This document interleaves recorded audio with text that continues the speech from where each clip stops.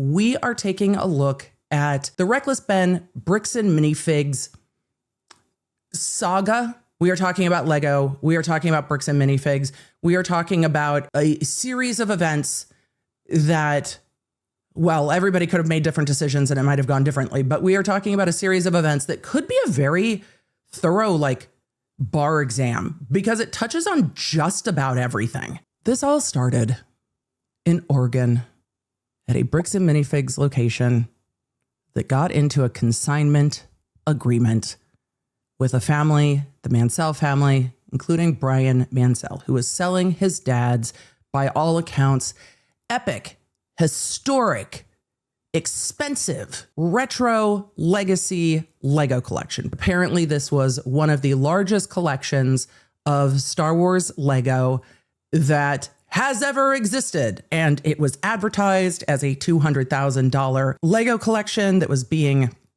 sold. There were advertisements by Bricks Minifig corporate, advertisements by the location in Oregon. And just keep in mind in all of this, this is a franchise company. There is a main, corporate company, and then independent owner operators pay for the licensing right to operate a Bricks Minifig store in whatever their location is, which means they get the right to use the hiring policies, and they generally would have things like payment processing all go through corporate, and manuals and policies and procedures and practices and all of the things that would come with a business, but they are not all operated by Bricks Minifigs. They are independently owned. So independently owned and operated franchises. This particular franchise went through what I will mildly call a change of hands. However, that is not our purposes today. For our purposes today, the first franchise in Oregon under that owner got into a consignment agreement to sell this Lego set, meaning they took the Legos in and had the license essentially to sell the Legos and then split the proceeds per the agreement. They were not the owners of it. They did not buy it. They were allowed to display it, advertise it, do whatever they can to sell it, but they didn't own it. Consignment is not unusual. Consignment is not weird in any way. Consignment happens for all kinds of things. After the store changed hands from the owner that entered into the agreement to the subsequent owner, and yes, the agreement says that this agreement is applicable to all future assigns. And normally if you buy a business, you buy the good, the bad, the ugly, you buy the outstanding credit owed and all the rest of it. But when the store changed hands, the new owners were not honoring the consignment agreement, which had a clause allowing the owner of the Legos to say, hey, give me back what's mine.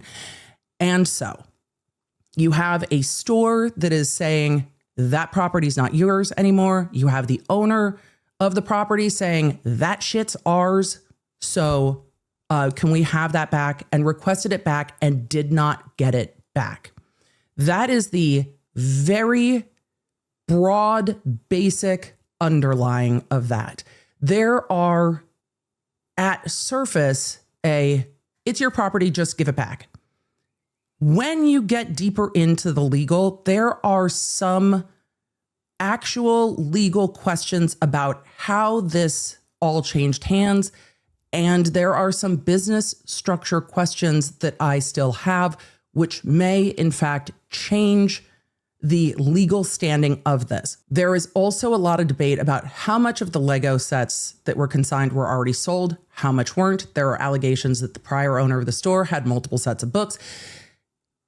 It is a giant freaking mess in the changeover of the store. So then when the YouTube creator, Reckless Ben, gets involved in this, he has said in multiple interviews that after his last video, he had put out kind of a call. Hey, if you know any of these types of stories that people aren't getting the help that they need, email me. And this was something that came across his email from a friend of the owner who consigned the Legos.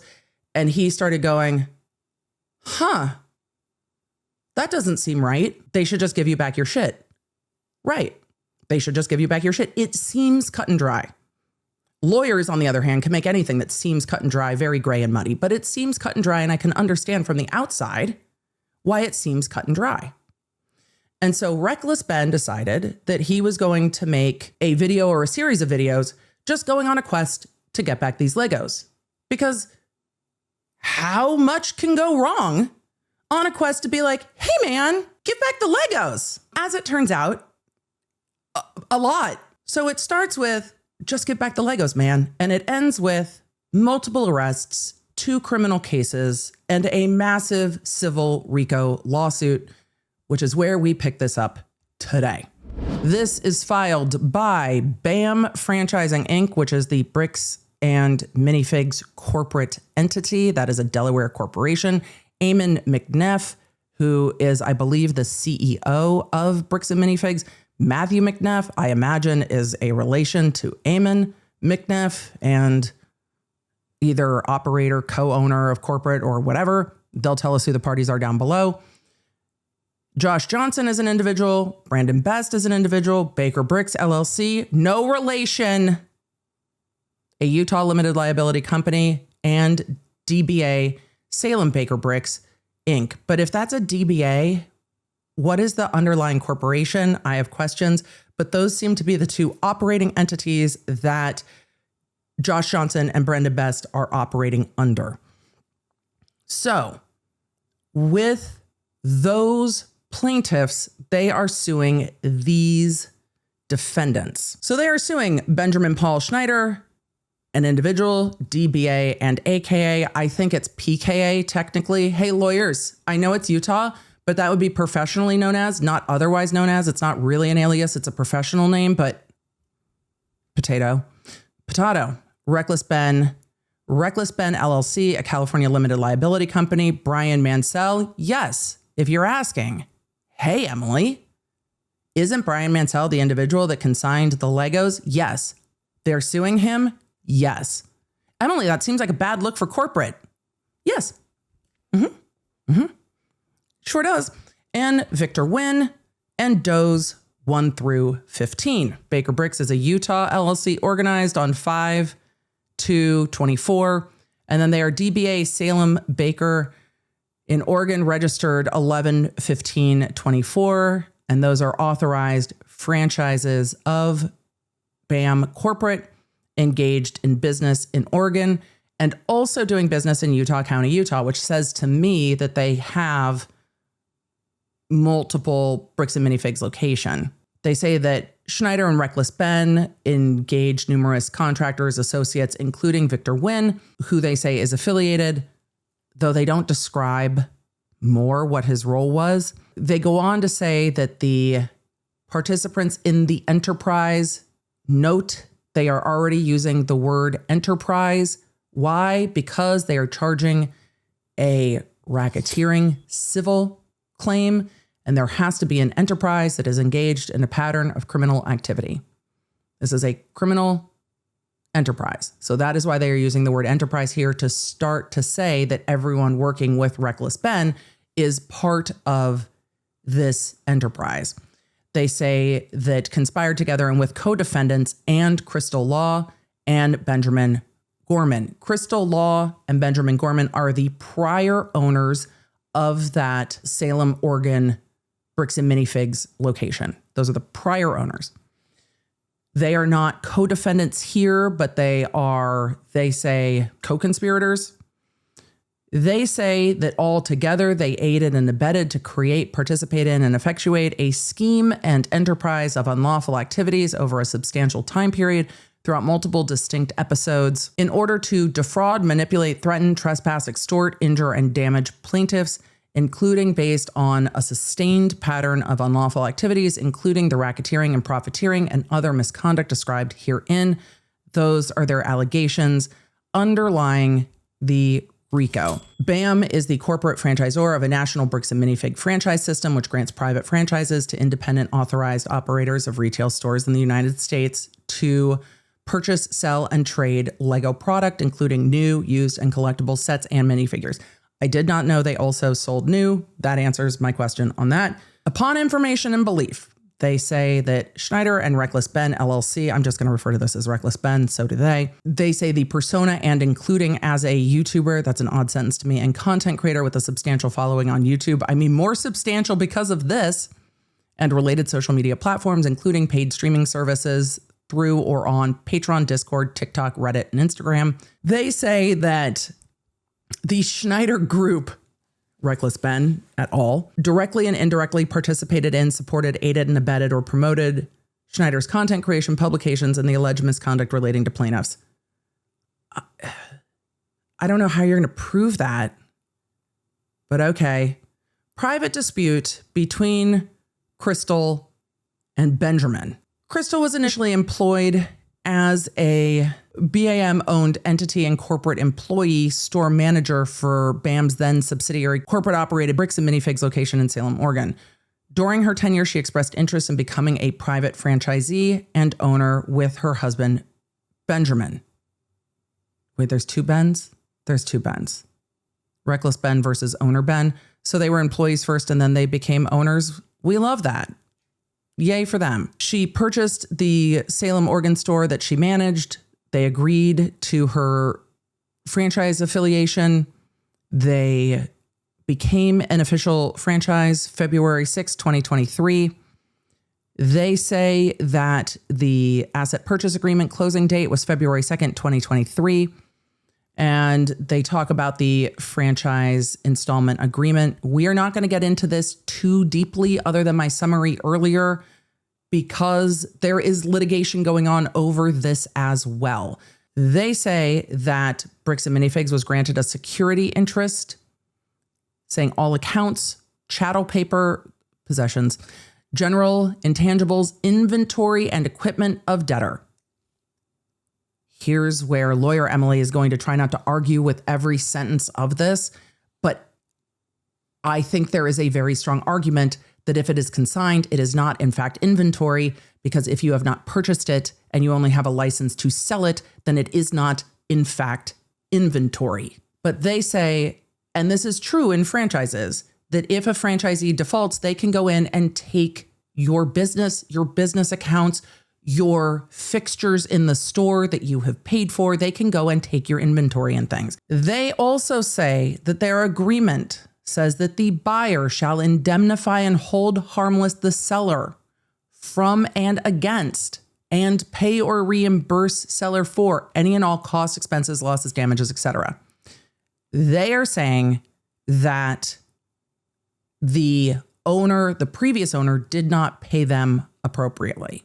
They are saying that they are not supposed to offer consignment. However, that is also in dispute because their franchise agreement allows for it, but they are arguing that it's not. They say that their franchising agreement provided that while select consignment services may be permitted, such were limited expressly by those approved by the corporation. So the corporation is saying we had to approve a consignment. However, it's my understanding that when this particular Star Wars Lego collection was going for sale, that corporate also advertised it. They say despite the foregoing plan requirements, the previous owners, Crystal and Ben, not Ben, Reckless Ben, materially breached their obligations under the agreement, and that royalty payments became delinquent, the lease and various accounts were never promptly transferred, and lease amounts were unpaid. Again, this is subject to litigation and in dispute. Prior to and at the time of the repossession, they say BAM's representative, Brendan Best, conducted an informal and video inventory of the fixtures and inventory. While he did not locate or identify any product that was identified as consigned or not owned by Salem LLC, I think that's in dispute, he concluded that the maximum value of any residual inventory was less than $38,000. They say that there were less than $5,000 worth of Star Wars Lego product. I know from watching videos that, and reading articles about this, that the previous owners dispute that and took their own inventory the best that they could. They say that this was an undisclosed and unauthorized consignment agreement. That is heavily in dispute. Upon information and belief during her tenure as a franchisee, And on or about November 22nd, 2023, Crystal entered into an undisclosed and unauthorized private consignment agreement with Brian Mansell or his aging father, Eric, allegedly related to an inventory of alleged Lego collectible sets. Y'all advertised it. What do you mean alleged Lego sets? They say at that time and until present, Bricks was not and has never been a known or legally registered entity. And in any event, Bricks is not a Salem LLC, leaving Crystal personally liable for the terms of the agreement. So that is talking about the business that the prior owners were operating under. Importantly, in the purported consignment agreement, they say Crystal agreed and warranted that she had purchased insurance sufficient to cover the loss or damage of the Star Wars Lego and agreed to store the Lego in a manner customary in the industry to prevent damage, acknowledging that she shall be responsible for all shortages, loss, or damage to the Star Wars Lego. That is an interesting aspect to me because did anybody make an insurance claim? I am curious about what happened here. Does that absolve corporate from their behavior? No. Is this a legally interesting point? And I'm curious what happened? Yes. They go on to say regarding the arrangement and the storage, Brian has described the arrangement as follows. Where is this coming from? See transcript of 4/16/2025 collecting weekly YouTube video entitled Help a Fellow Collector, Bricks and Minifigs Kaiser on your bumper at minute 44 and 45, which is referenced but not shown by Schneider in his 5/21/2026 YouTube video and posted on Facebook by the previous owner. Notably, the previous owner confirmed that the collection was not to be stored at the store, which, if true, is a weird wrinkle to all of this. The entire collection will be sold through Law's store, but first they wanted to put it all on display so the public could see it in its entirety. You mean like advertise it? They wanted to advertise the thing that they were going to sell? Yeah, that tracks.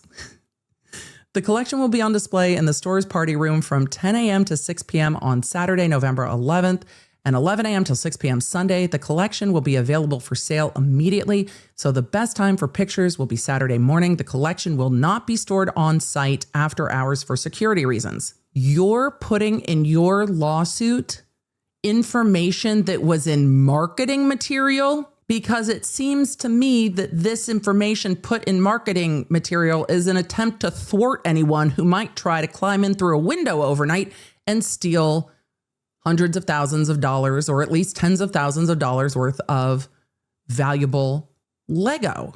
They say upon information and belief, the previous owners initially valued the consignment collection in the range of $80,000, which was later reduced by its cost value of $30,000 or less to $60,000. It's a collectible market. The collectible market shifts. They go on to say that the prior owner failed and refused to pay Brian Mansell the monies that may have been due to him under the consignment agreement. That is also in dispute. They say Brian, who is a party here, Brian Mansell, demands return of the allegedly consigned Lego product without evidence. They say within 24 to 48 hours following Crystal's termination in late November 2024, Brian called the store and asked for Crystal. Brendan answered and explained that Crystal and Salem LLC had abandoned the store and were no longer involved. That's inaccurate. Brian claimed he had a consignment of some sort with Crystal and Salem LLC and stated she had not paid him monies that were due from sales. Josh and Brandon were skeptical, clearly. And Brandon explained they need evidence for any ownership claim he may have. They say Brian showed up later that day and began yelling at personnel and holding up a purported consignment paperwork demanding the immediate return thereof or payment of $80,000. I'm curious to hear the other side of this. Josh interceded and asked to review it and briefly did so and pointed out that neither BAM were a party to the purported agreement. That's not how that works, though. Because if they are a true successor in interest, it doesn't matter if they are a party to the agreement because they are a party to the agreement by being a successor in interest. They say that Brian claimed he had a purported inventory list. You don't need to use claimed and purported in the same sentence. He claimed he had a purported inventory list. Brandon and Josh invited him to review a limited number of Lego sets on display, which were in BAM's corporate-owned store at the time. Are they talking about this location being corporate, or are they talking about Lego being at a different location? I have questions. Also, didn't you just say that the Lego were mostly stored not in the store? This is why this is a mess. And we still haven't gotten to what this lawsuit's about. We're still at the underlying part of the lawsuit with who took the fucking Legos. They go on to say, when Brian could not identify any Lego sets on his purported list, he accused Josh of lying and was told to leave. He left in anger. They go on to say, Brandon briefly investigated whether any consignment product might exist in boxes or in the back or elsewhere in the store and concluded none existed. We investigated ourselves and found no wrongdoing. They say that was confirmed by 2 staff personnel who had previously worked for Crystal. They say that Brian returned later that evening with police and accused Josh and Brandon of theft, which they denied. Josh and Brandon informed the police that BAM had recently repossessed the store. Oh, so it wasn't abandoned, it was repossessed? And we're unaware of, and not parties to, any consignment agreement. Successor in interest means a thing. They say when Brian became belligerent, he was escorted off the premises by police, who concluded that this was a private civil matter. I don't know why private's underlined, but it is. A private civil matter, and Brian had insufficient evidence of ownership.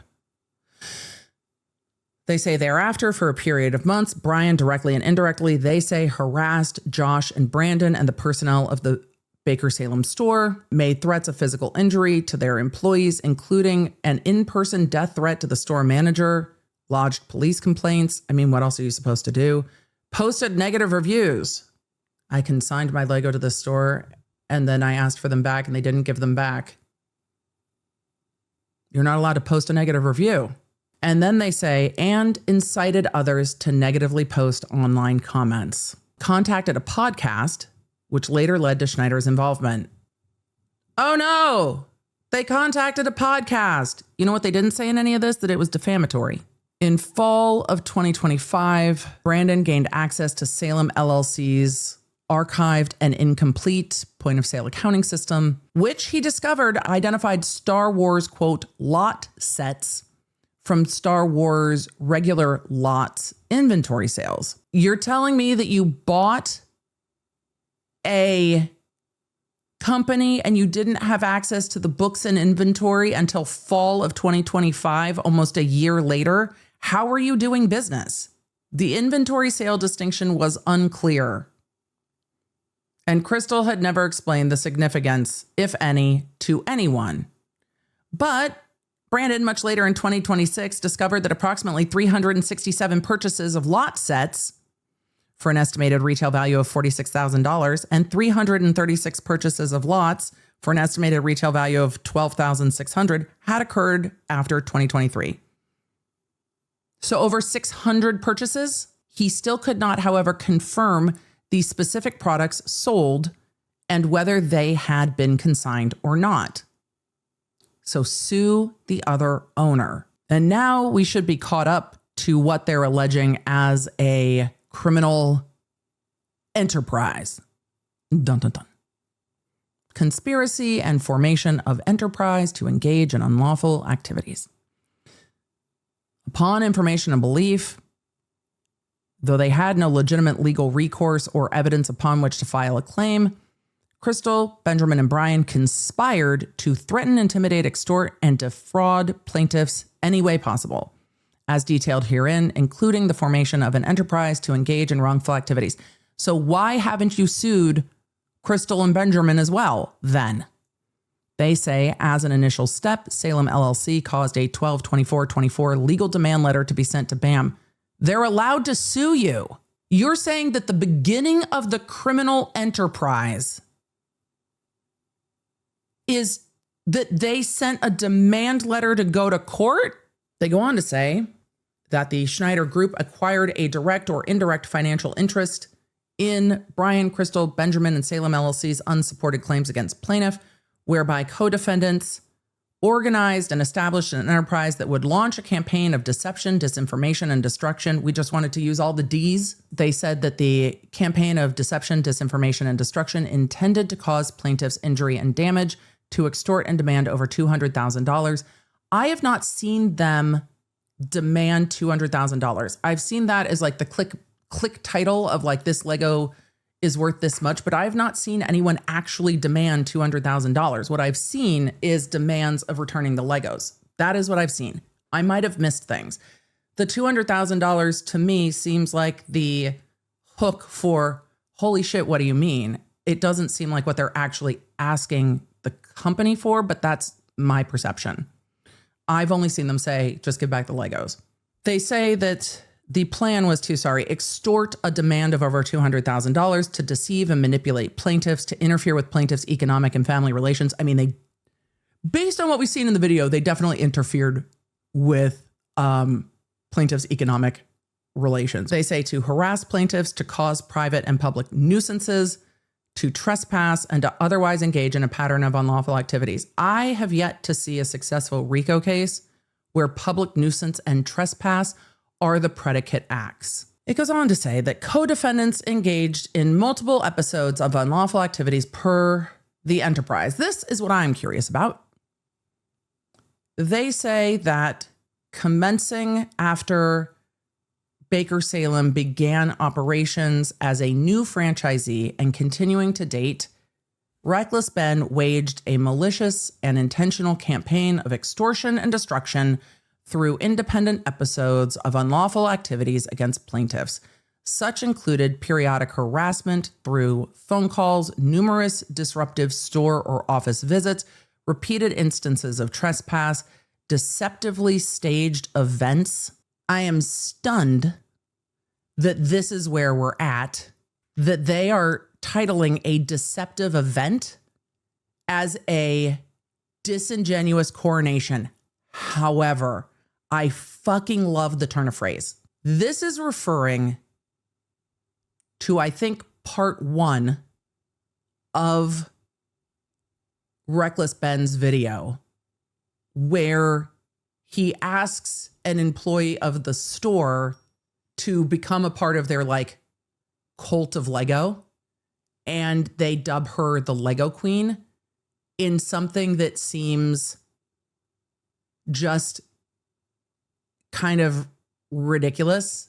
So, deceptively staged events, disingenuous coronation, rally, raffle, storefront table promotion. The storefront table promotion is actually a problem because I think they were trying to dissuade people from going into the store, which can be tortious interference. That one's probably a problem. A fictitious Lego Club rally. See, when you take the ones that are problems, which I think the tortious interference with business can be a problem in a civil lawsuit, and then you add disingenuous coronation to it, it kind of undermines your argument. They go on to say fictitious Lego Club rally, manufactured and frivolous complaints to police, private and public nuisances, threatening phone calls, numerous deceptive live and telephonic impersonations. That can be a problem if true. In-person and remote threats and via proxies, which can be a problem if true. They say frivolous sham lawsuit splitting. I don't know if civil RICO is going to fly with that. However, when you have things that actually, if true, could be a problem, why add the other shit?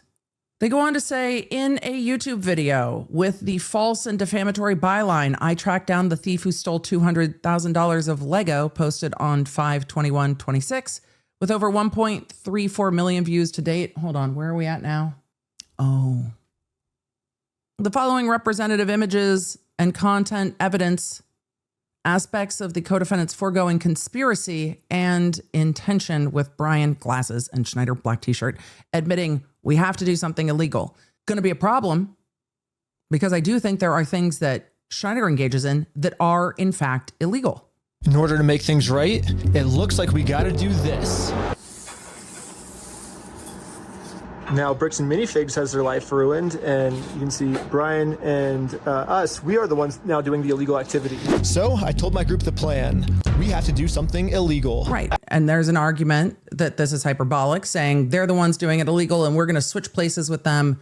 But again, that at some point is going to be on a jury to decide. The enterprise is saying we have to do something illegal. And then they go on to say that despite no legal right to do so, co-defendants led by Schneider and Bryan conspire to engage in a pattern of staged and independent actions or events to harass, intimidate, interfere with, disparage, defame, extort, misrepresent, falsely portray, or damage Josh and Brandon, as well as their business, BAM, and other franchises of BAM in various ways. Following the 5/21/26 video and publications, they say that corporate responded by posting, quote, a note to our community about the Bricks and Minifigs Salem or store. They clarify the underlying dispute related to a private consignment agreement. 2 days later, on 5/23, Schneider released a YouTube response in which he recklessly, they say, dismissed Bricks and Minifigs clarification. I mean, he doesn't have to believe you, stating, quote, there's no reason for these Legos to be in their store. They didn't pay for them. 5/21 YouTube video, minute 12:46 through 14:46, they say Schneider attempted extortion and directly threatened Eamon by stating that, quote, this is one of the executives and owners of the company. If you just want to give it back now, it's going to be a lot easier for you guys. You know, I think you guys would prefer the easy way or, quote, the hard way. I don't think you guys are really going to like it. They say an implied depiction of the threatened violence associated with the hard way is an explosion at BAM's corporate headquarters in the video. Did he use an explosion of the headquarters while saying this is going to be the hard way? I guess we'll see. They go on to say fraud, deceit, impersonation, and forgery through false document scheme. They say that Reckless Ben admitted disguising a document as a delivery signature, then claiming it as a quote unquote get out of jail free card, and that an employee owes $5,000 each time she calls police. They say the document was obtained by deception and was not knowingly signed as a contract and is unenforceable. They're alleging that the signature requests clearly suggest an intent to fabricate legal claims or to be used as evidence for extortion and harassment purposes. This is not going to be sorted out quickly because they did use deception to obtain a signature. And that is going to make it harder for some of these things to be dealt with easily. So even though I can sit here and be like, this is ridiculous, it is still going to take time and a lot of legal fees to sort this out. They go on to say that there was a purported absolutely no trespass covenant posing as a federal government employee / USPS or UPS delivery personnel. That is not accurate based on what I have seen. I did not see anyone posing as a federal government employee or a member of the Postal Service. UPS maybe, but that's a private company. That's not, this is a stretch. There continue to be a lot of stretches in this. They go on to say that Reckless Ben later unlawfully threatened and demanded payment of $40,000 for alleged violations of the forged agreement accompanied by threats. Fake unauthorized raffle. On or about April 2025, members of the group set up a fictitious giveaway at the store and falsely impersonated and claimed to be store staff, members, or affiliates to the public. Did that happen? They say separate actions by Reckless Ben directly targeting the store and indirectly corporate included trespassing to deface and post defamatory signage, stating that BAM stole a family's life savings, was sued, lost, and closed to avoid paying. The stole a family's life savings is going to be in dispute, but I think it's going to be more in dispute than many might think because taking someone's consigned Lego collection, if it is not the entirety of the Lego collection, and someone's life savings have different implications, which is going to be difficult. The was sued, lost, and closed to avoid paying is untrue. And so that is also going to be a problem because it is untrue. And most states have defamation per se when you attack the way somebody does business. So that is, in fact, going to be a problem. Obstruction of justice. I'm curious where we're at with obstruction of justice.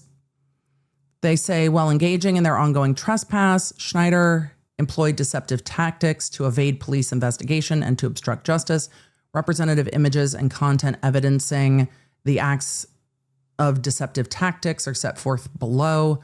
They say upon police arriving at the scene in the 521 YouTube video, Reckless Ben obstructed the investigation by directing a colleague, also named Ben, to wear identical clothing to take Schneider's place, thereby evading identification by law enforcement and avoiding being arrested for trespass. In late 2025, and based on co-defendants' ongoing harassment, Brandon and Josh further investigated the store inventory.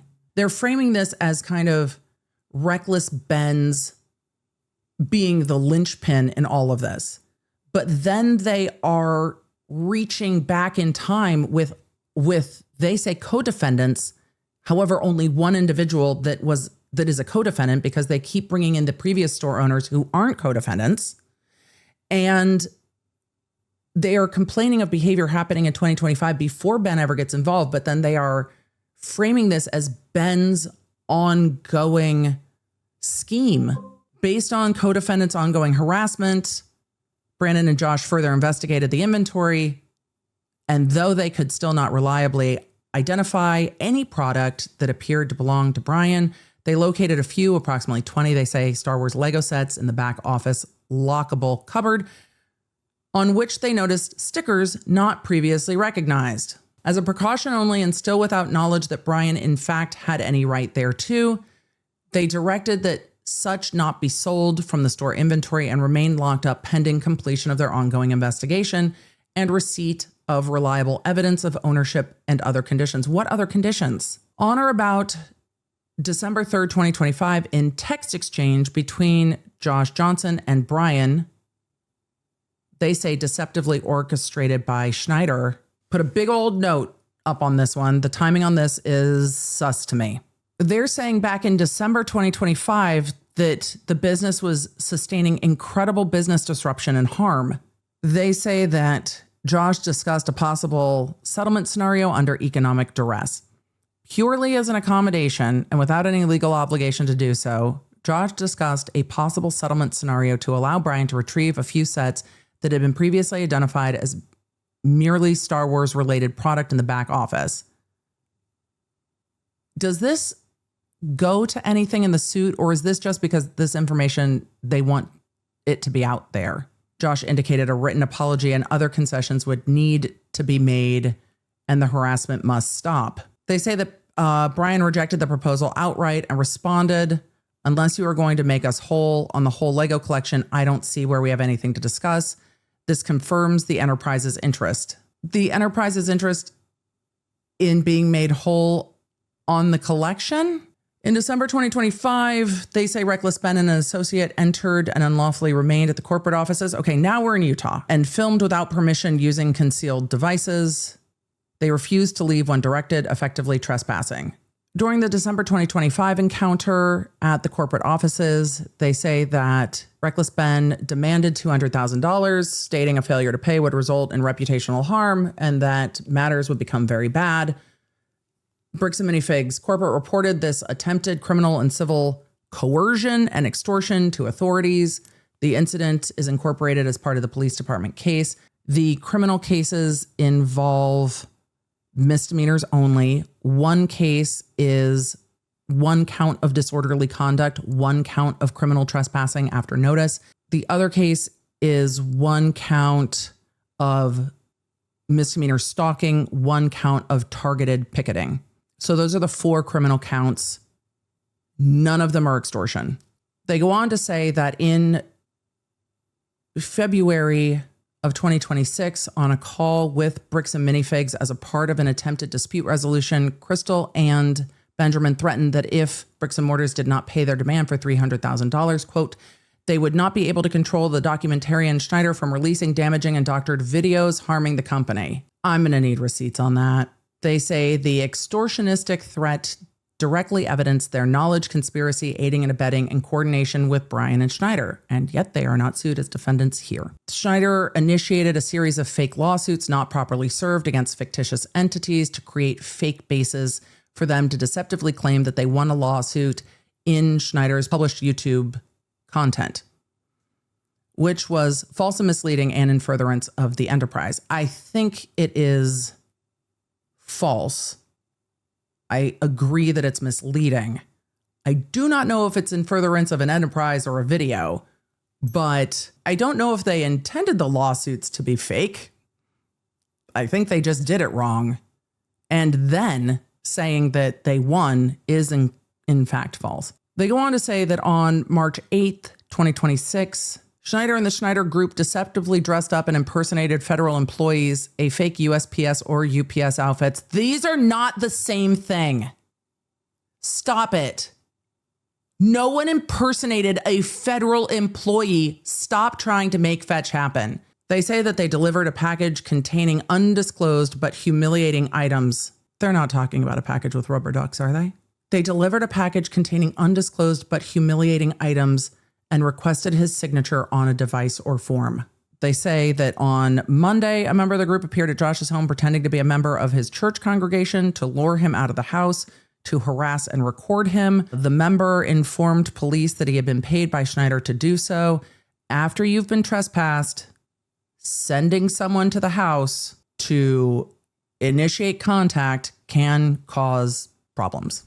GoFundMe solicitation. As recently as this past week, Crystal set up a GoFundMe account as confirmed in her Instagram post using the now viral hashtag #RecklessBen, among others, and stating that, quote, "So my face has gone a little bit viral," titled, "They took our Lego store and life savings, help us fight back." And upon information and belief, they say Crystal deceptively has not disclosed the true nature of her private dispute with two, yes, I'm reading that verbatim. That one was not me. That was the sentence structure. With two unwitting GoFundMe participants as detailed herein. She's not a party to the lawsuit. They say, though unsupported by court records, Schneider publishes the false and defamatory claims that Bricks and Minifigs lost in court. It's true. That's not true. That's going to be a problem. That Bricks and Minifigs lost in court and that a default judgment proves liability, stating we win by default. They did not win by default. If this all narrows down to that cause of action, it's really going to be a very different lawsuit. They go on to say that an additional Marion County filing was made by Schneider in March 2026 and is currently pending dismissal. It's not currently pending dismissal. That's also not accurate. They say incitement and solicitation of additional and or third-party death threats. Don't do that. On or about May 21st, 2026, in furtherance of the conspiracy and following publication and online amplification of the false accusations, the co-defendants directly or indirectly solicited, incited, and or caused Bricks and Minifigs and its associated franchises and personnel to receive death and bomb threats. How are you saying that you know that the parties that you are suing are the parties behind that? They say, as evidenced in the May 21st, 2026 Patreon video and publications, Schneider made additional statements in pertinent part using hate speech and religious bigotry and inciting followers to engage in hate speech, which many did, as evidenced by Exhibit K. They say the false statements constitute defamation per se because they accuse plaintiffs of committing crimes, which are statements actionable under per se law in Utah without proof of special damages. Some of them, I agree, fall under defamation per se. First cause of action, Utah RICO. They say that this is a criminal enterprise with a pattern of intentional acts that are malicious and with a reckless disregard for the law. Do we have any other causes of action? Second cause of action, defamation per se. This might all boil down to a defamation suit at the end of the day. Third cause of action, defamation separate from defamation per se. Fourth cause of action, injurious falsehood, trade disparagement, false light, which is a different variety of defamation. Fifth cause of action, civil conspiracy. I mean, an ongoing agreement to defame. Maybe. I think it's harder when you get to trying to allege that that's a RICO enterprise. 6th cause of action, tortious interference with existing and prospective economic relations against co-defendants. A lot of that action, though, happens in Oregon. I don't know how they're going to have jurisdiction over the Oregon time. 7th cause of action, civil stalking against Just Ben, saying that he paid fans to engage in unlawful misconduct. 8th cause of action, nuisance. 9th cause of action, trespass. I really wonder what the damages are on civil trespass. 10th cause of action, intentional infliction of emotional distress against co-defendants. But which plaintiffs? You can't have an IIED claim against a corporation. 11th cause of action, unjust enrichment, accounting, and disgorgement of profits. This is regarding the merchandise, but they're also going after any YouTube revenue, Patreon revenue. We'll see, but they are trying to go after all revenue for the defamatory statements and including the We Steal from Old People apparel and merchandise.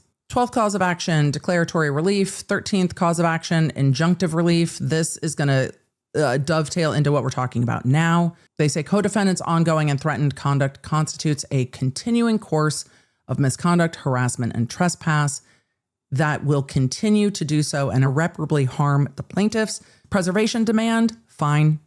Don't delete your shit. Totally normal. Prayer for relief, just all. They are asking for damages in excess of $300,000. They're asking for judgment in their favor. They're asking for injunctive relief, including a temporary restraining order and preliminary injunction and permanent injunction. They're asking for a permanent injunction prohibiting co-defendants and anyone acting in concert with him from making, transmitting, soliciting, encouraging, or facilitating death or bomb threats, fine, threats of physical harm, property destruction, or otherwise against plaintiffs and their franchisees, employees, officers, owners, customers, vendors, or family members. That's broad. Publishing or encouraging others to publish home addresses or doxing. Entering, remaining at, filming, blocking access, or approaching within a defined distance, not less than 1,000 yards. That's real broad. But they are trying to get a permanent injunction on making statements about the business as well, which is incredibly broad. And then they have the verified complaint signed by the individuals. The individuals are the ones affirming that this is to their belief. That lawsuit's wild. And there are things in the lawsuit that are going to stick until they are thoroughly litigated. And there are things in the lawsuit that are probably going to get yeeted quite a lot and pared down, but none of it is going to go away quickly. And so no matter what, this is going to be expensive and extensive litigation. At the end of the day, I think what we have is a very gussied up defamation lawsuit with allegations of civil trespass and civil harassment. This is at its heart a defamation lawsuit. I don't see how they expand this into RICO. I do not think some of the allegations that they are making are going to fit under the sections that they are making them under. But I don't think that that's a motion to dismiss where things are going to get pared down. I think this is going to take time, lawyers, and litigation to get this narrowed down. It is going to be lengthy and extensive litigation. Thanks for joining me. If you enjoyed this episode and don't want to miss updates on your favorite cases, you're going to need the Law Nerd app at lawnerd.com. That way you can stay in the loop on the cases that matter most to you, and you never know when you're going to catch feelings for a new case. So make sure you get it for free on iOS and Android. Thank you for being here, and thank you for being a Law Nerd.